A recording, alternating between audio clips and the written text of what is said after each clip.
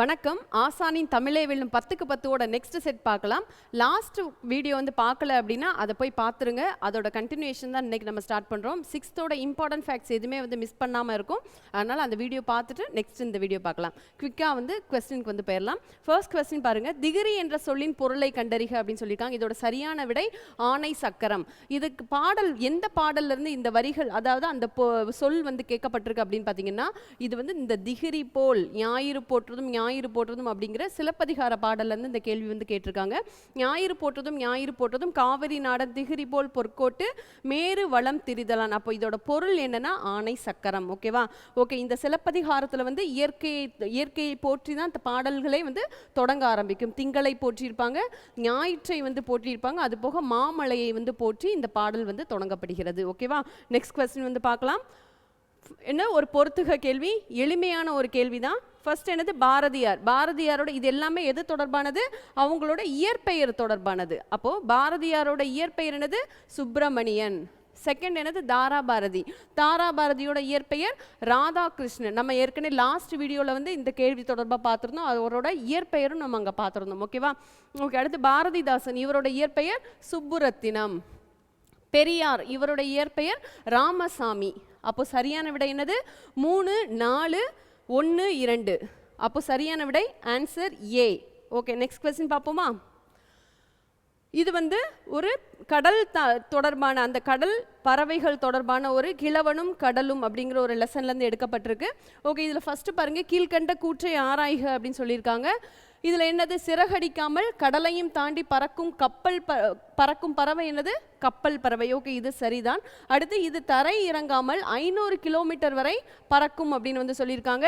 இது 500 கிலோமீட்டர் வரை பறக்காது, 400 கிலோமீட்டர் வரை பறக்கும். சரியா? அப்போ இது தவறு. அடுத்து சிட்டுக்குருவி கூடு கட்டி வாழும் பறவை இனத்தை சார்ந்த, இது வந்து சரியானது.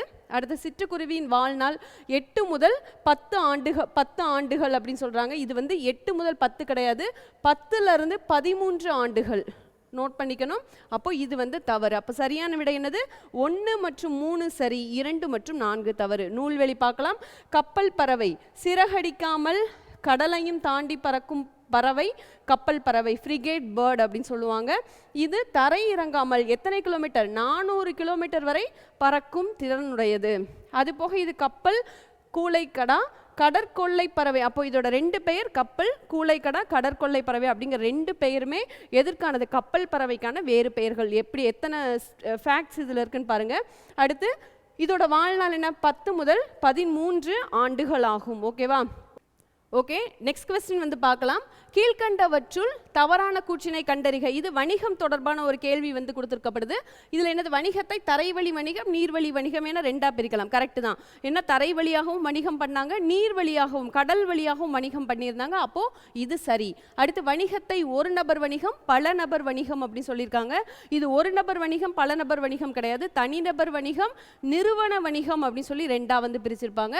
அப்போ இது வந்து தவறு, சரியான கூற்று அல்ல. அடுத்து தமிழ்நாட்டின் தலை சிறந்த துறைமுக பட்டினமாக எது விளங்கியதுன்னா பூம்புகார். அதுதான் தலை சிறந்த துறைமுகம்.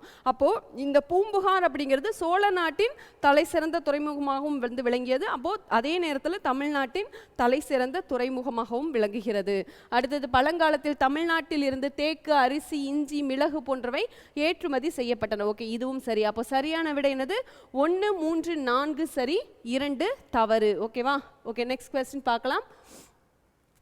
ஒரு இலக்கண கேள்வி. சொற்களில் உள்ள சுட்டு எழுத்துக்களை நீக்கினாலும் பிற எழுத்துக்கள் பொருள் தரும் சுட்டு எது அப்படின்னு வந்து கேட்டிருக்காங்க. இதோட சரியான விடை புற சுட்டு. அப்போ சுட்டு எழுத்துக்கள் அப்படிங்கிறது என்ன அப்படின்னு பார்த்தீங்கன்னா, சுட்டுனா என்னன்னு பார்த்தீங்கன்னா, முன்னால் இருக்கக்கூடியது வந்து ஒரு சுட்டி காண்பிப்பதற்காக பயன்படுத்தப்படக்கூடிய எழுத்துக்கள் தான் சுட்டு எழுத்துக்கள். அப்போ தமிழில் இருக்கக்கூடிய சுட்டு எழுத்துக்கள் மொத்தம் 3: ஆ, இ, ஊ. இந்த 3மே சுட்டெழுத்துக்கள் அப்படின்னு சொல்கிறோம். தற்போதைய காலத்தில் வழக்கில் இல்லாத ஒரு எழுத்து அப்படின்னா அது வந்து ஊதான். இப்போ நடைமுறையில் கிடையாது. ஆவும் ஈ தான் வந்து வழக்கத்தில் உள்ளது. சரி, இதில் எத்தனை வகையான சுட்டுகள் இருக்குது அப்படின்னா, அகசுட்டு புறசுட்டு அப்படின்னு சொல்லுவோம். அகசுட்டு அப்படிங்கிறது இது அப்படின்னு சொல்கிறோம், புறசுட்டு அப்படிங்கிறது இம்மலை அப்படின்னு சொல்கிறோம். இப்போது இது அப்படிங்கிறதுக்கும் இம்மலை அப்படிங்கிறதுக்கும் வித்தியாசம் என்னன்னு பாருங்க. இந்த இது அப்படிங்கிறதுல இந்த சுட்டெழுத்துக்களை நீக்கினால் பொருள் இருக்கா அப்படின்னா பொருள் கிடையாது. அப்போ அதுதான் என்னது? அகசுட்டு. இதே நேரத்தில் இம்மலை அப்படின்னு இருக்கு. இதில் இருக்கக்கூடிய இந்த ஈ அப்படிங்கிற ஒரு எழுத்தை நீக்கினாலும் மீதம் இருக்கிறது என்னது? மலை அப்படின்னு இருக்குதா? அது பொருள் தரக்கூடியதாக இருக்கா? அப்போ அதுதான் புறசுட்டு. அதைத்தான் அங்கே சொல்லியிருக்காங்க. சொற்களில் உள்ள சுட்டெழுத்துக்களை நீக்கினாலும் பிற எழுத்துக்கள் பொருள் தந்தால் அது வந்து புறசுட்டு. ஓகேவா? சரி, மீதம் என்ன சொல்லியிருக்காங்க? அண்மை சுட்டு அப்படின்னு வந்து சொல்லியிருக்காங்க. அண்மை சுட்டு அப்படிங்கிறது அருகில் உள்ளவற்றை சுட்டி காண்பிப்பதற்கு உதவக்கூடியது அண்மை சுட்டு. இம்மலை, இக்காடு, இவ்வானம், பக்கத்தில் இருக்க அண்மைனா என்னது? அருகில் உள்ளவற்றை சுட்டி காண்பிப்பதற்கு பயன்படுத்தப்படக்கூடிய சுட்டு அண்மை சுட்டு. செய்மை சுட்டு அப்படிங்கிறது தூரத்தில் உள்ளதை வந்து சுட்டி காண்பிப்பதற்காக பயன்படுத்தப்படக்கூடிய சுட்டு செய்மை சுட்டு அப்படின்னு சொல்லுவோம். ஓகேவா? சரி, நெக்ஸ்ட் கொஸ்டின் பார்க்கலாம். கிழவனும் கடலும் என்ற நூல் நோபல் பரிசு பெற்ற ஆண்டு எது அப்படின்னா 1954. Answer C. இது என்னது? ஒரு கிழவன் ஒரு சிறுவன் ரெண்டு பேரும் வந்து கடலுக்கு போயிருப்பாங்க. அங்கே இருக்கக்கூடிய ஒரு உரையாடல் நிகழ்ச்சியை வச்சு தான் இந்த பாடம் வந்து எடுக்கப்பட்டிருக்கு. அதில் பார்த்தீங்கன்னா எப்போ அந்த நூல் நோபல் பரிசுனா 1954. இந்த old man and the C என்னும் ஆங்கில புதினம் அது தமிழில் மொழிபெயர்க்கப்பட்டு இங்கு வந்து கதையாக கொடுக்கப்பட்டுள்ளதுன்னு சொல்கிறாங்க. இது நோபல் பரிசு பெற்ற ஆண்டு 1954. ஏர்னஸ்ட் ஹெமிங்வே அப்படிங்கிறவர் தான் இந்த நூலின் ஆசிரியர். ஓகேவா? இதில் இருக்கக்கூடிய முக்கியமான ஃபேக்ட் இது மட்டும்தான். உள்ளே இருக்கிறது ஃபுல்லாக வந்து கொஞ்சம் ரீட் பண்ணிக்கோங்க படிக்கும்போது, அது போதும். நெக்ஸ்ட் கொஸ்டின் பார்ப்போமா? தேசியம் காத்த செம்மல் என திருவி கல்யாண சுந்தரனாரால் பாராட்டப்பட்டவர் யார் அப்படின்னு கேட்டிருக்காங்க. கீழே இருக்கக்கூடிய நூல்வெளி பார்ப்போமா? விடுதலை போர் கடுமையாக இருந்த நாட்களில் ஆங்கில அரசு வட இந்தியாவில் திலகருக்கும் தென்னிந்தியாவில் முத்துராமலிங்கருக்கும் வாய்ப்பூட்டு சட்டம் போட்டது. மக்களிடையே விடுதலை வேட்கனை ஊட்டியவர் இவர். தேசியம் காத்த செம்மல் என திருவி கல்யாண சுந்தரனார் இவரை பாராட்டியுள்ளார். யாரை வந்து பாராட்டி இருக்கிறாரு? முத்துராமலிங்கரை தான் வந்து பாராட்டியிருக்காரு. ஓகேவா? தேசியம் காத்த செம்மல் என திருவி கல்யாண சுந்தரனாரால் யார் பாராட்டப்பட்டார்? முத்துராமலிங்கர். இந்த இடத்துல இன்னொரு ஃபேக்ட் நமக்கு என்ன தெரியுது? வாய்ப்பூட்டு சட்டம் யாருக்கெல்லாம் போட்டிருக்காங்கன்னா வட நாட்டில் திலகருக்கும் தென்னாட்டில் இவர் முத்துராமலிங்கருக்கும் வாய்ப்பூட்டு சட்டம் போடப்பட்டது. முக்கியமான ஒரு ஃபேக்ட். ஓகேவா? ஓகே, நெக்ஸ்ட் கொஸ்டின் பார்ப்போம். ஒரு ஆங்கில மொழியாக்கம் அது தொடர்பான ஒரு கேள்வி.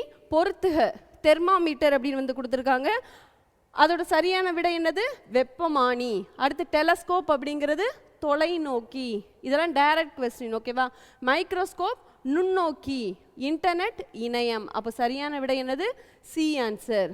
ஓகேவா? நெக்ஸ்ட் கொஸ்டின் பார்க்கலாம். கீழ்கண்டவற்றுள் சரியான சொற்களால் பொறுத்துக. ஒரு திருக்குறள் வந்து கொடுக்கப்பட்டிருக்கு. அதோட இது டேஷ் கோடிட்ட இடங்களை நிரப்புக அப்படிங்கிற மாதிரியான கேள்வி. ஈத்துவக்கும் டேஷ் அறியார்கொள் தாமுடைமை வைத்திளக்கும் டேஷ் நவர் அப்படின்னு வந்து கொடுத்துருக்காங்க. இதோட சரியான விடை என்னது? கீழே பாருங்க, ஈத்துவக்கம் இன்பம். அதுக்கடுத்து இன்பம்னா என்னது? இந்த ஒன்று இருக்கு. அதுக்கடுத்து அரியார்கொள் தாமுடைமை வைத்திளக்கும் வன்கணவர் அப்படின்னு சொல்லியிருக்காங்களா? அப்போ சரியான விடை இன்பம் வன்கா அப்படிங்கிற வன்க அப்படிங்கிறது. அதோட சரியான இது என்னது? இல்லாதவர்க்கு தருவதால் உண்டாகும் இன்பத்தை அறியாதவர்கள் பொருளை சேர்த்து வைத்த பின் அதனை இழந்து விடுவார்கள். இதுதான் அதோட சரியான பொருள். ஓகேவா? அப்போ குறள் படிக்கும்போது அதோட மீனிங்கும் தெரிஞ்சுக்கணும், அந்த குறளையும் தெளிவாக படிச்சுக்கணும். ஏன்னா இதை மாதிரி விடுபட்ட இடங்களை நிரப்புக அப்படின்னு சொல்லி கேள்விகள் கேட்கறதுக்கு அதிக அளவு வாய்ப்பு இருக்கு. அதனால தெளிவாக வந்து திருக்குறள் படிச்சுக்கோங்க. நெக்ஸ்ட் கொஸ்டின் பார்க்கலாம். ஓகே, வைக்கம் வீரர் என்று அழைக்கப்படுபவர் ஈவேரா. ஓகே, நெக்ஸ்ட் இது வந்து சரி, இது நமக்கு தெரியும். வைக்கம் வீரர் என பெரியார் வந்து அழைக்கப்படுகிறார். அதுக்கடுத்து சாதி மத வேறுபாடுகளை அகற்ற பகுத்தறிவாளர் சங்கம் என்ற சங்கத்தை அமைத்தவரும் இவர்தான். யாரு? ஈவேரா அவர்கள். அடுத்து தாய்மார் தான் ராமசாமிக்கு பெரியார் என பட்டம் வழங்கினார்கள். இதுவும் சரி. நடுவண் அரசு 1987ஆம் ஆண்டு பெரியாரின் அஞ்சல் தலையை வெளியிட்டு சிறப்பித்துள்ளது. இது வந்து தவறு. அப்போ சரியான விடை ஆன்சர் வந்து பி. 1, 2, 3 சரி, அதுக்கடுத்து 4 வந்து தவறு.